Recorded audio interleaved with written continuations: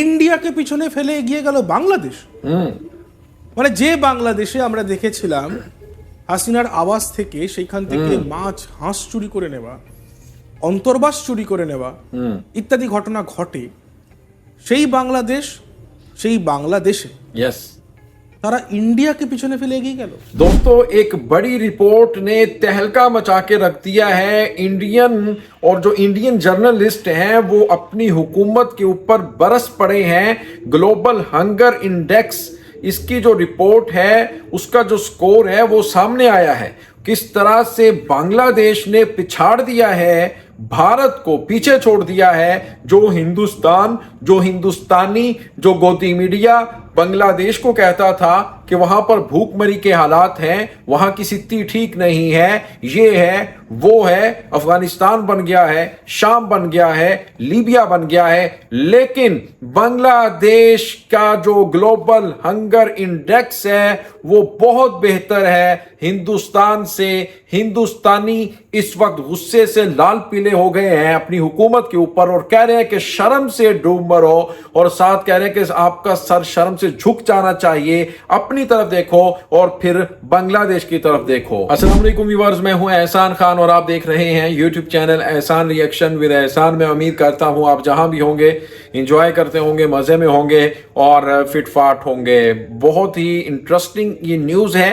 और बिजली की तरह कहते हैं ना, जब आसमानी बिजली, जब बारिश होती है तो उससे पहले जो आसमानी बिजली है वो भी ऊपर लोगों की गिरती है, इसी तरह वो बिजली गिरी है मोदी के ऊपर, हिंदुस्तान के ऊपर। और जो गोदी मीडिया बांग्लादेश को कहता था कि वहां पर भूखमरी के हालात हैं, वहां की स्थिति ठीक नहीं है, वो तो एक किस्म से अफगानिस्तान बन चुका है, बहुत बुरे हालात हैं।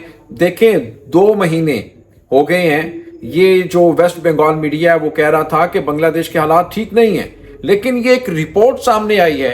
और ये जो ग्लोबल हंगर इंडेक्स की ये जो रिपोर्ट है, जो सर्वे रिपोर्ट है, वो सामने आते ही तहलका मच गया है।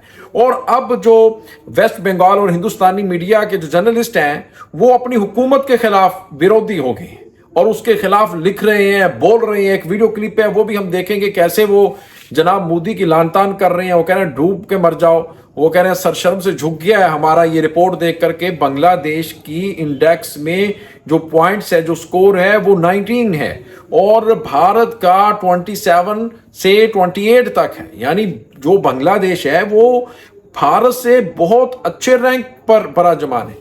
हमसे कहीं बेहतर है बांग्लादेश भारत से। और हम बांग्लादेश को कहते हैं कि वो ये है, वहां फंडामेंटलिस्ट हैं, वहां हिंदुओं के ऊपर अटैक हो रहा है, और वहां पर ये प्रोफेसर यूनुस आ चुका है, ये इस्लामिस्ट है। भाई आप कर क्या रहे हो? और फिर यूनाइटेड नेशन ने वार्निंग दी है हिंदुस्तान को कि अपने मुल्क में ये भूखमरी के जो हालात हैं इसको ठीक करो। भाई बांग्लादेश को नहीं कहा, जिसको आप आए रोज ताने देते थे, जिसको आए रोज आप पता नहीं क्या कुछ ट्रोल करते थे, रोस्ट करते थे, पकड़े गए। अब आप किस तरह से, मैं कहता हूं कि बहुत बड़ी ये बेइज्जती हुई है।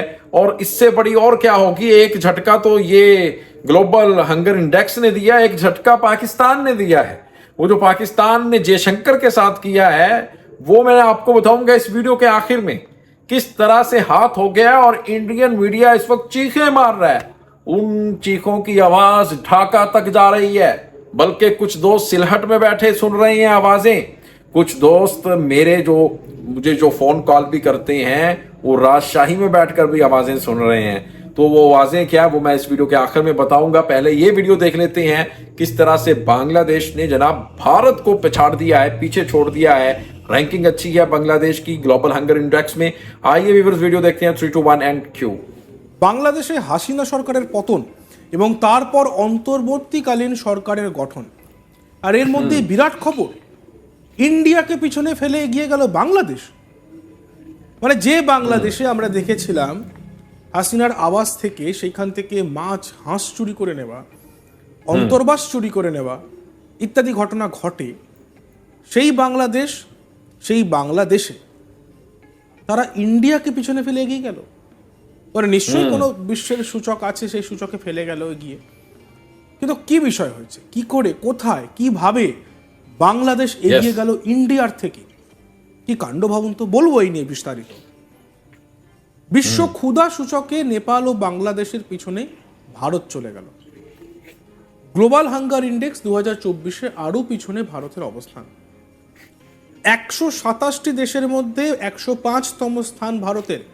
অবস্থা শোচনীয় বলে আখ্যা অনেকের। শুধু তাই নয়, ভারতের অবস্থান পাকিস্তান ও আফগানিস্তানের উপরে হলেও বাংলাদেশ, শ্রীলঙ্কা, মায়ানমার ও নেপালের মতো দেশেরও পিছনে। তালিকায় পাকিস্তান আফগানিস্তানের চেয়ে যদিও এগিয়ে রয়েছে ভারত, কিন্তু পড়শি দেশ पाकिस्तान और अफगानिस्तान से श्रीलंका, नेपाल, इंडिया का जो नंबर है वो म्यांमार बेहतर এবং है। বাংলাদেশের চেয়ে ভারত পিছিয়ে। গ্লোবাল হাঙ্গার ইন্ডেক্স 2024-এ ভারতের স্কোর 27.3। 2016 সালে ভারতের এই ইন্ডেক্স ছিল 29.3। 2000 সালে এটি ছিল 38.4 এবং 2008 সালে এটি ছিল 35.2। পৃথিবীর বহু মানুষ খাদ্যের অধিকার থেকে কতটা বঞ্চিত, এখনো অনাহারে থাকেন, সেই নিয়েই বিশ্ব ক্ষুধা সূচকের রিপোর্ট তৈরি করা হয় প্রতি বছর। ক্ষুধা দূরীকরণে কি কি পদক্ষেপ করা উচিত, ঠিক কোথায় ফাঁস রয়ে যাচ্ছে, তারও বিশদ বর্ণনা থাকে রিপোর্টে। যে রিপোর্ট প্রকাশিত হয়েছে সেই রিপোর্টে বলা হয়েছে ভারতের আগামী দিনে সবচেয়ে বড় সমস্যা হলো চাইল্ড ম্যাল নিউট্রিশন। শিশু মৃত্যুর হারও অনেক বেশি। 2000 সাল থেকে চাইল্ড ম্যাল নিউট্রিশনে অনেকটাই উন্নতি করেছে ভারত। রিপোর্টে বলা হয়েছে পৃথিবীর 127টি দেশের মধ্যে 42টি দেশে অনাহারে থাকা মানুষের সংখ্যা এখনো গুরুতর অথবা উদ্বেগজনক।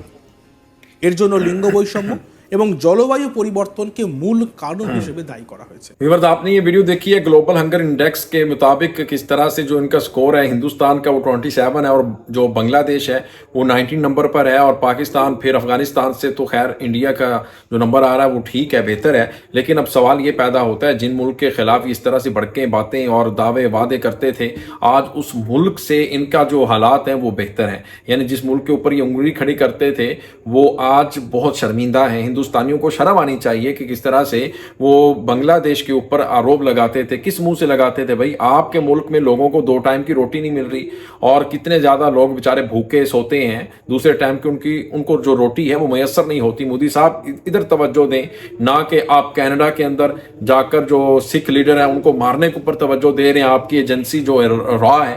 और फिर ये तस्वीर देखें, ये पिक्चर देखें आप, आज जो भारत के साथ हाथ हुआ है वो पाकिस्तान ने किया है। जयशंकर को कोने पे लगा दिया है, ग्रुप फोटो है। अब जो इंडियन मीडिया वो इस वक्त रो रहा है बेचारा।